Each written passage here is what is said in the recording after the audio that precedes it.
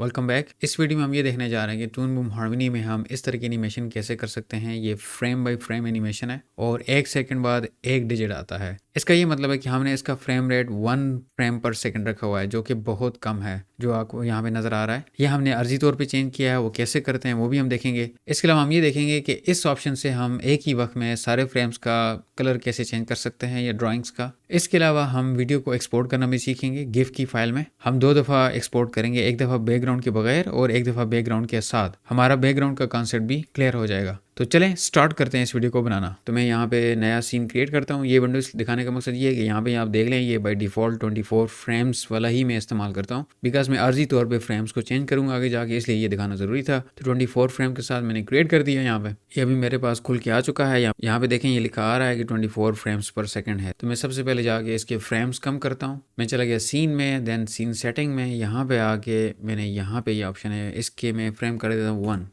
1 frame पर second. ये generally हम इस तरह एनिमेट नहीं कर रहे हो, लेकिन स्टिल एक खास प्रोजेक्ट के लिए मैं कर रहा हूँ। मैंने ओके कर दिया। तो अभी 1 सेकंड में एक फ्रेम। इसका क्या मतलब है कि अभी मेरा जो FPS है वो 1 फ्रेम पर सेकंड है कि 1 सेकंड में एक फ्रेम दिखेगा, फिर नेक्स्ट, फिर नेक्स्ट, फिर नेक्स्ट। ये फ्रेम्स की डिस्कशन हम आगे जाके डिटेल में डिस्कस करने जा रहे हैं। तो ये मैंने फ्रेम, देन अभी मैं लेता हूँ ब्रश टूल। इसकी शॉर्टकट Alt+B है। Alt+B दबा के मैंने ब्रश ले लिया। 10 साइज है, मैं यहाँ पे ड्रॉ करता हूँ। ये बहुत पतले वाला है, मैं Ctrl+Z करता हूँ। अभी मैं ब्रश का साइज चेंज करना है। देखें यहाँ पे जो चीज़ सेलेक्ट हुई पड़ी है, यहाँ पे लिखा आ रहा है कि ये ब्रश है। मैं ओ दबाता हूँ, देखें रीसाइज पेंसिल अगेन ब्रश है यहाँ पे, ये उसको पेंसिल कह रहा है। तो मैं ओ दबाता हूँ और चेंज करता हूँ। देखें ये ब्रश का साइज़ बढ़ रहा है। मैं थोड़ा सा कम कर देता हूँ। ओ को मैं छोड़ दूंगा तो मेरा साइज़ इतना हो गया। मुझे यहाँ पे जाने की ज़रूरत नहीं है। आप यहाँ से भी कर सकते हैं, ओ दबा के भी कर सकते हैं। ओके, मैंने जो है ये ड्राइंग की लेयर है, यहाँ पे पहले फ्रेम के ऊपर हूँ और मैंने यहाँ पे 1 लिखा है यहाँ पे। और नेक्स्ट फ्रेम पे जाता हूँ, यहाँ पे क्लिक करके, और मैं यहाँ पे लिख देता हूँ 2। फिर नेक्स्ट फ्रेम पे जाता हूँ, यहाँ पे लिख देता हूँ 3 एंड मैं इसी तरह ये 10 तक कंप्लीट करता हूँ। ये देखिए मैंने भी 10 तक कंप्लीट कर दिया है। मैं अगर यहाँ से चलूँ 1 2 3 4 5 6 7 8 9 और 10, और ये जो एंड पॉइंट है मैं इसको पकड़ के यहाँ से इधर ले आता हूँ और लेट्स से मैं 13 तक ले आता हूँ। तो ये मेरी एक फ्रेम बाय फ्रेम एनिमेशन हो चुकी है यहाँ पे, कि हर फ्रेम दूसरे से डिफरेंट है और ये काउंटिंग लिखी हुई है। अगर मैं अभी इसको एक्सपोर्ट करता हूँ तो फिर क्या होगा, let's have a look. File पे जाके मैं एक्सपोर्ट करता हूँ और मैं एनिमेटेड गिफ बना देता हूँ और ये डॉक्यूमेंट में सेव कर रहा है अनटाइटल के नेम से। फिर यहाँ पे हम फ्रेम चूज कर सकते हैं, कितने फ्रेम डिस्प्ले हो गए हैं, 13 फ्रेम्स। ये मैंने यहाँ पे 13 लिमिट लगाई है, 13 फ्रेम्स आ रहे हैं। मैं ओके कर देता हूँ और ये रेंडर हो रहा है। अभी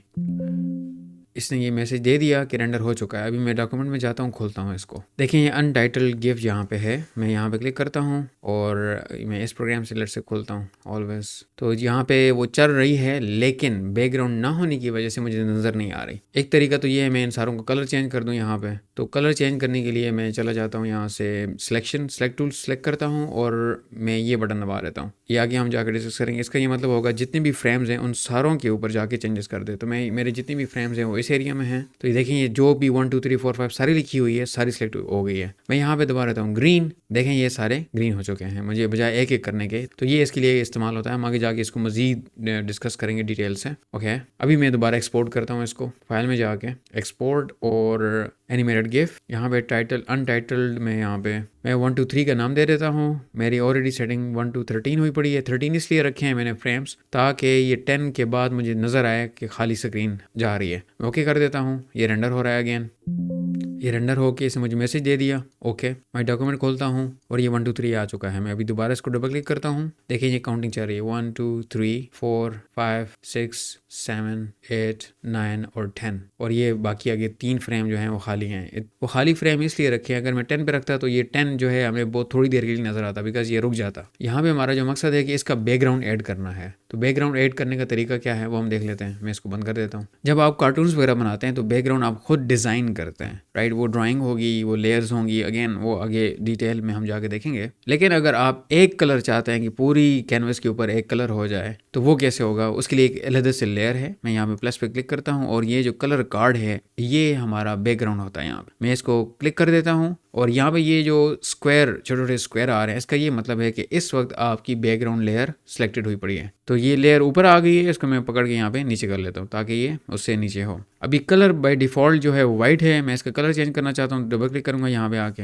तो ये वाला कलर है यहाँ पे, और यहाँ से कुछ भी मैं जो है ये कलर ले लेता हूँ और अपने इस पॉइंटर को यहाँ पे लेके आ रहा हूँ ताकि मुझे पता चले कंट्रास्ट कैसा है। ये कलर मैंने यहाँ पे चूज़ कर लिया। इस स्लाइडर को भी आप घुमा सकते हैं, इधर को भी घुमा सकते हैं, ये सारे कलर्स हैं। इसके अलावा ये मल्टीपल व्हील है, हम आगे जाके देखेंगे ये और भी कलर्स हैं। ये अगेन एडवांस है, मैं इसको सिंगल व्हील कर लेता हूँ, और ये यहाँ पे भी आप स्लाइडर चेंज कर सकते हैं, यहाँ पे भी चेंज कर सकते हैं। मैंने यहाँ पे लेट्स से इस तरह का ये ज़्यादा प्रोमिनेंट होके आएगा, मैंने ओके कर दिया और क्लोज करूँगा तो ये कलर इसका लग चुका है। ये जो स्क्वायर नज़र आ रहे हैं इनसे परेशान नहीं होना, ये जस्ट आपको ये बता रहे हैं कि ये बैकग्राउंड इस वक्त सिलेक्ट हुआ पड़ा है। मैं जैसे ही ऊपर क्लिक करूँगा ख़त्म हो जाएगा। अभी मैं दोबारा एक्सपोर्ट करता हूँ, यहाँ पे फाइल में जाके एक्सपोर्ट पे जाके दोबारा एनिमेटेड गिफ बनाता हूँ और इसका नेम जो है 1 to 4 रख देता हूँ और ओके कर दे। वही मेरी रेंज है, मैं इस दफ़ा लेट से 11 फ्रेम्स रख लेता हूँ बजाय 13 के, और ये लूप होता रहेगा मुसलसल। मैं ओके कर देता हूँ। ये रेंडर हो रहा है, अगेन ये रेंडर हो चुका, ओके ये यहाँ पे आ चुका है। मैं इसको ओपन करता हूँ, देखें हमारा बैकग्राउंड लग चुका है। ये सामने आपकी काउंटिंग चल रही है यहाँ पे, ये वही वाली एनिमेशन है जो हमने की है। ये काउंटिंग 10 तक जाएगी और रिपीट होती रहेगी